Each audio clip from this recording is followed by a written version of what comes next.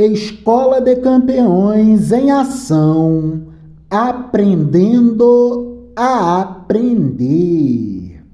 Continuando as nossas conversas sobre a transição do século XIX para o século XX no Brasil, vamos acessar novamente a inteligência deste maravilhoso livro, História do Brasil, Sociedade e Cultura.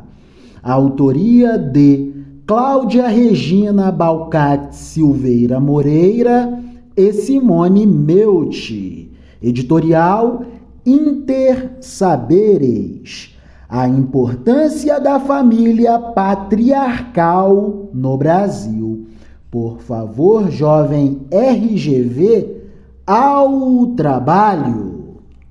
Um dos grandes debates historiográficos relativos ao patriarcado no Brasil refere-se à possibilidade ou não de generalizar a importância da família patriarcal para todas as regiões brasileiras. Alguns autores acreditam que a existência de uma arquitetura patriarcal em várias regiões brasileiras parece ser um indicativo dessa dominância. A casa patriarcal se manifesta como casa grande nos engenhos nordestinos, como sede das fazendas de café paulistas, como instância da região pastoril do Rio Grande do Sul. Tais casas são expressão do complexo de relações senhoriais que dominou no Brasil. São invariavelmente grandes casas com alpendres, muitas salas, cozinhas amplas. Os alpendres eram um posto de vigilância do senhor em que espreitava as atividades da fazenda. Estabelecia os conchavos políticos e distribuía favores e castigos. As cozinhas extensas eram, por sua vez, o espaço restrito das confidências entre os subordinados e das pretas, com suas senhoras durante o cozimento dos doces. Já as salas anexas constituíam-se em um espaço restrito da sociabilidade feminina. O cenário das casas grandes e os personagens patriarcais estão entranhados em nossa cultura.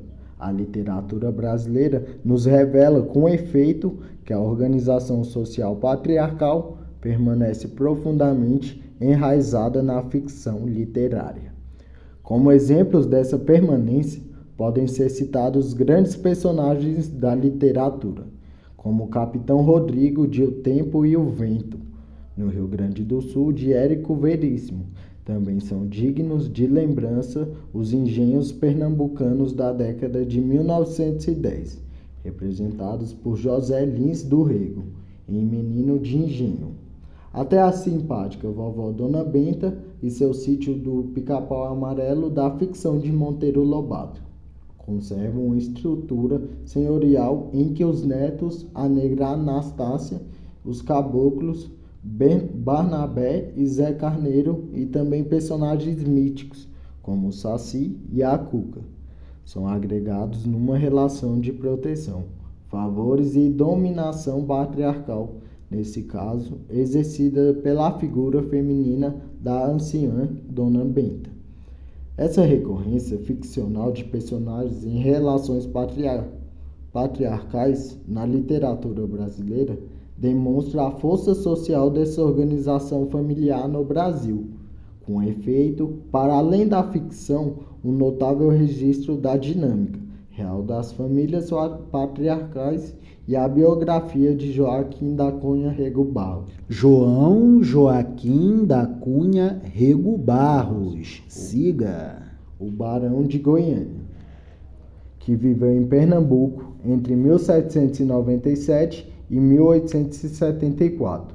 Único filho homem de uma família numerosa, herdou a responsabilidade de gerir os bens da mãe e das irmãs, algumas já viúvas, de ajudar os cunhados e, por fim, de proteger a parentela constituída pelos escravos domésticos, pelos lavradores meeiros, aos quais arrendava terras, e pelos moradores lavradores a quem se concedia um lote de terra em troca de serviços. Nessa biografia, percebemos que uma das principais tarefas de Rego Barros era a realização de bons casamentos para as irmãs e as filhas. A grande preocupação do barão, ao avaliar as alternativas de enlaces, era garantir a manutenção e a multiplicação do patrimônio familiar. Observemos que a celebração do casamento em contextos patriarcais obedece a uma racionalidade que não possui espaço para o romantismo. A escolha do cônjuge era algo importante demais para ser feita individualmente. Estava em jogo, sobretudo, a manutenção de um patrimônio familiar. Em razão disso, os enlaces eram objeto de acordos realizados pelos patriarcas das famílias envolvidas. Nesse sentido, o casamento representava um momento desafiador da unidade familiar, junto com a partilha da herança paterna, já que ambos poderiam significar a pulverização do patrimônio. Foi com o fim da escravidão, a formação do Estado Nacional Brasileiro e a progressiva industrialização que, paulatinamente, houve o declínio da família patriarcal. Essa forma de organização familiar, característica do ambiente rural, tendia ao desaparecimento à medida que a urbanização impunha novas formas de convivência. Não obstante, ainda que a família patriarcal tenha desaparecido lentamente, o padrão de relação patriarcal se manteve em muitas esferas da vida social e política brasileira. A rigor, o patriarcado fundou um determinado padrão de relações entre homem e mulher, bem como entre patrões e empregados domésticos, que foi deixado como herança de um tempo remoto sempre presente. Maravilhas! E vamos lá acessar a série do Padre Cícero. Transição do século XIX para o século XX. Bem dentro do contexto lido.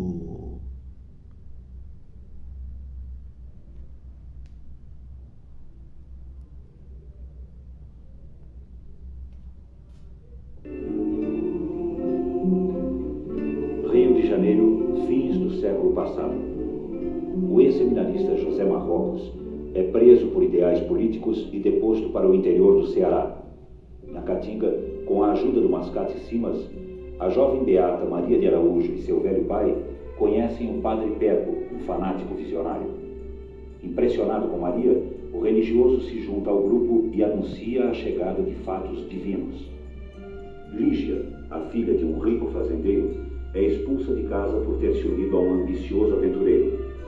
Seguindo seu caminho, Marrocos encontra um agonizante padre Pego. Depois dos presságios do visionário, todos chegam finalmente à cidade de Juazeiro. Padre Cícero, segundo capítulo. Terra vermelha,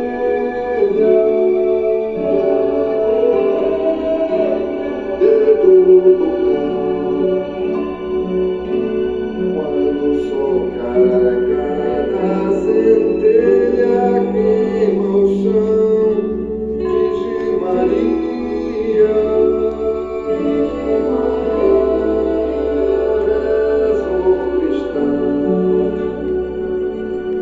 Ora por mim, ó meu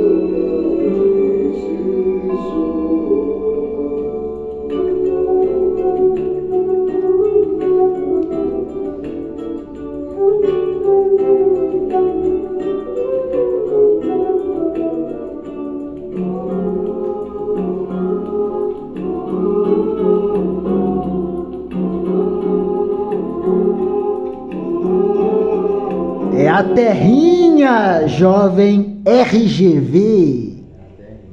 É isso aí.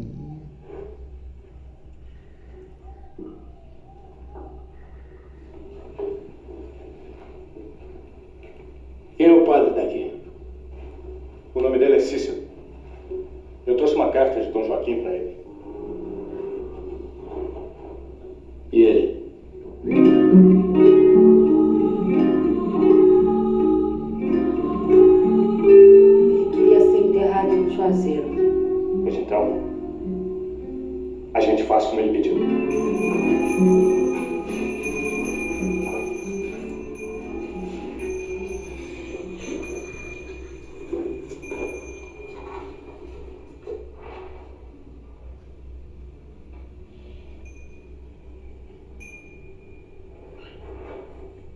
Dominus vobiscum.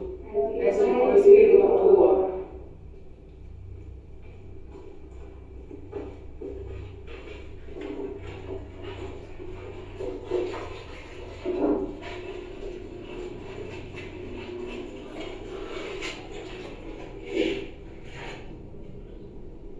Perco.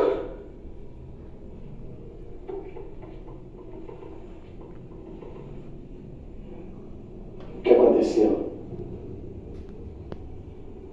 Ele pediu para ser enterrado aqui.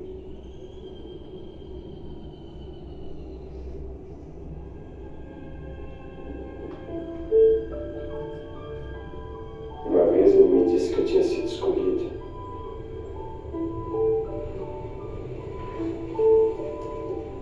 Libera-me. Dá-me. Descanse em paz. Em nome do Padre, do Filho, do Espírito Santo.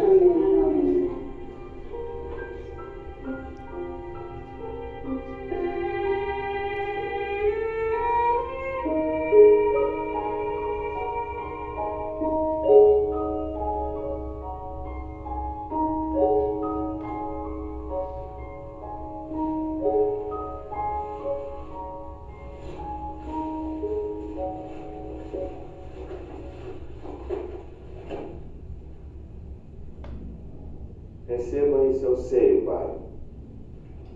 Amém. Perco foi bom. Corria todo esse sertão para mostrar a palavra de Deus. Conhecia a terra. Era filho dela. Vivia no meio do povo. Sofria por ele. Ele merece um lugar à sua direita, Pai.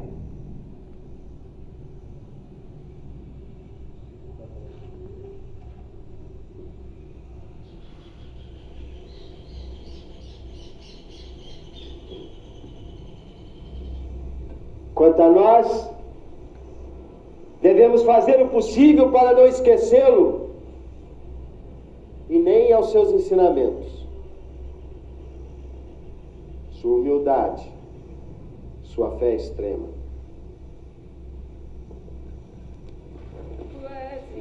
Excelência de Nossa Senhora, volte a bênção teu filho, que ele hoje vai embora.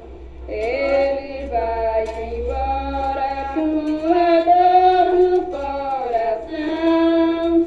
Adeus, meu povo todo, e adeus, meus irmãos. Adeus, meu povo todo, e adeus, meus irmãos.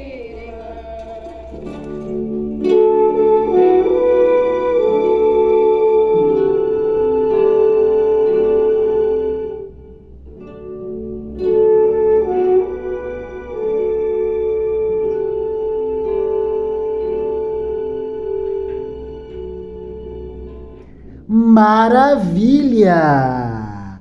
Agora sim, jovem RGV, a leitura do tópico primeiro: a importância da família patriarcal no Brasil.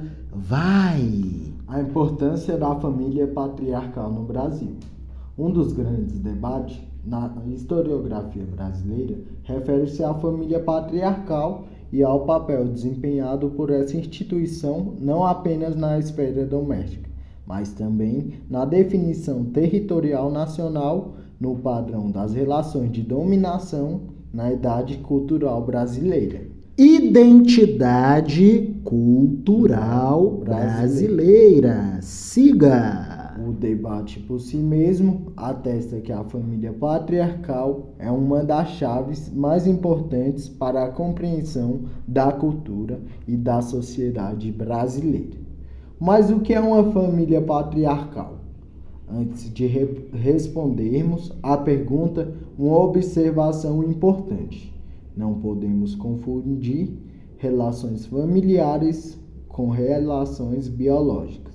Com efeito, a família patriarcal ultrapassa os laços sanguíneos e constitui um complexo e amplo sistema de relações entre cônjuges, filhos, parentes, protegidos, afilhados e subordinados que mantêm relações de reciprocidade, autoridade e subordinação geridas de dentro de uma unidade doméstica, que era também unidade de produção agrícola.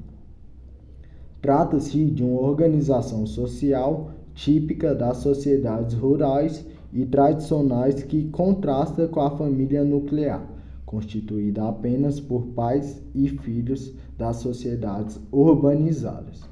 Idealmente, o poder do patriarca é exercido por homens. Nesse modelo, todos os membros da família eram submetidos ao arbítrio do patriarca: os genros, os escravos, os afilhados e os agregados. E, por vezes, as demais famílias que faziam parte do clã parental. Entre as prerrogativas do patriarca, encontravam-se ajuda ao padre e aos parentes, o arrendamento de terras a homens livres em troca de serviços e a obediência servil. Os fundamentos da família patriarcal se assentavam no seguinte tripé: dominação masculina, regime de escravidão e economia agrária baseada na monocultura de exportação. Tais condições permaneceram praticamente intocadas até o advento da República no final do século XIX. Transição do século XIX para o século XX.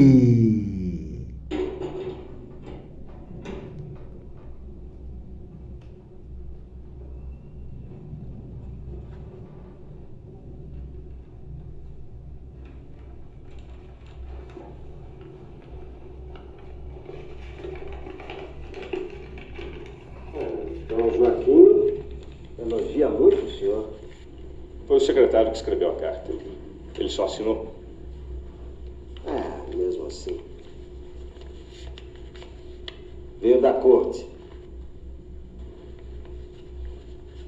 Eu nunca fui ao Rio de Janeiro. Fica tão longe. Quando eu vim aqui para Juazeiro, eu ia ficar apenas alguns dias. Meu destino era o Crato.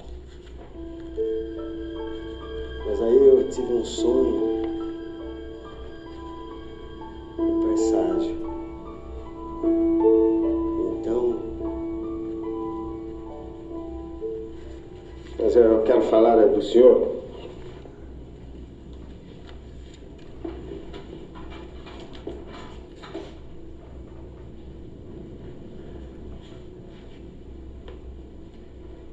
O senhor é tão culto. Tudo que eu sei eu aprendi no seminário, padre.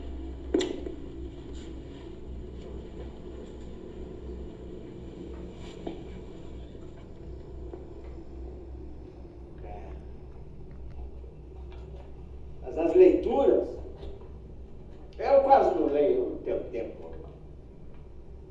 Tem muita coisa para cuidar. Essa gente tão sofrida, viu como quase tudo está morto por aí. Estamos no segundo ano da seca e até agora nada de chuva. Às vezes eu penso que Deus...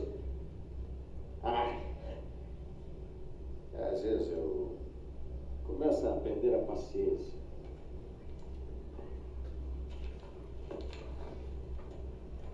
Quer dizer, então, que o senhor acha boa essa ideia da escola? É o que falta aqui em Juazeiro, não é? É um povo muito pobre. A cultura é uma grande riqueza, padre. Mas não enche barriga. Haha! O senhor é contra a escola? Não. Eu sou favorável ao trabalho. Acho que tem duas coisas muito importantes aqui no sertão. É a fé e o trabalho. Vale um comentário, jovem RGV, em locais em que impera a extrema pobreza, a escola se torna algo muito secundário. Não enche a barriga. Percebeu, jovem abençoado pelo Altíssimo? Percebi. Que drama, né? É, que drama. Quanto à escola? Mas eu concordo, eu dou o meu apoio. O senhor agora é o homem mais culto de Juazeiro. É uma responsabilidade muito grande. É. Eu acho que sim. Mas o senhor está preparado para ela, não é? Eu vou fazer o possível, pai. Sabe, eu também tive um sonho. Um presságio.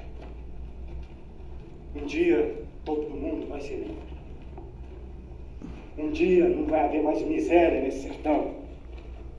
Que coisa bonita. O fazendeiro já está lhe esperando, irmão. E os trabalhadores? Também. Disputa de terra.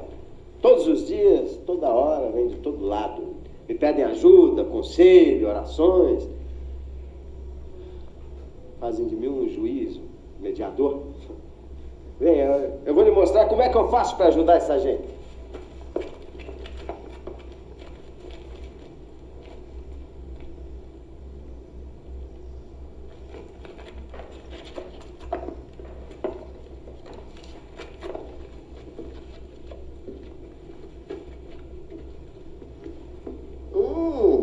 Queijinho de coalho. Aprecio muito, obrigado. Que não vai lhe fazer falta.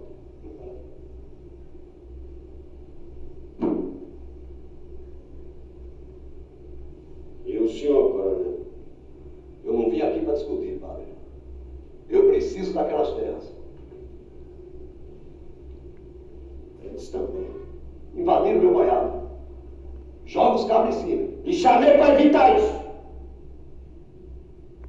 E o senhor apoia essa gente?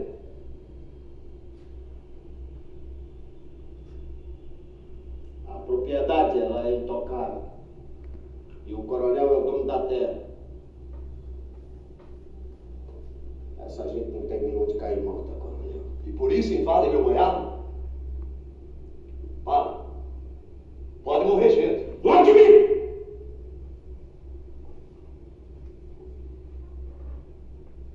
Mas vocês erraram. Mas o coronel, ele pode consertar tudo. Sem violência. Aquele seu banhado lá, coronel, ele está precisando de umas obras. Aproveita. Pode usar o trabalho dessa gente. Eu não posso pagar muito. Eles não vão cobrar muito. E depois o senhor pode descontar a moradia. Mas vocês concordam?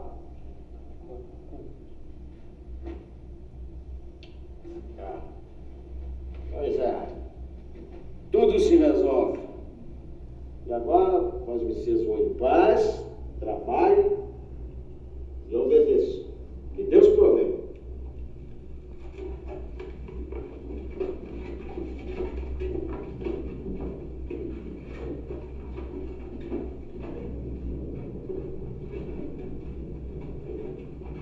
Quanto ao senhor,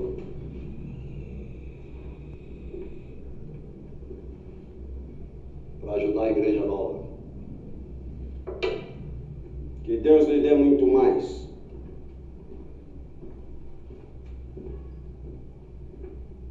Mais do que ele já tem. O senhor acha muito? A seca acabou com tudo, a plantação, o gado. Mas ele ainda tem a terra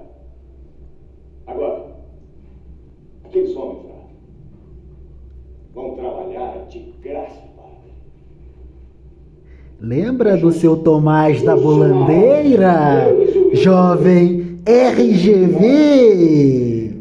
Pois é, associemos os raciocínios.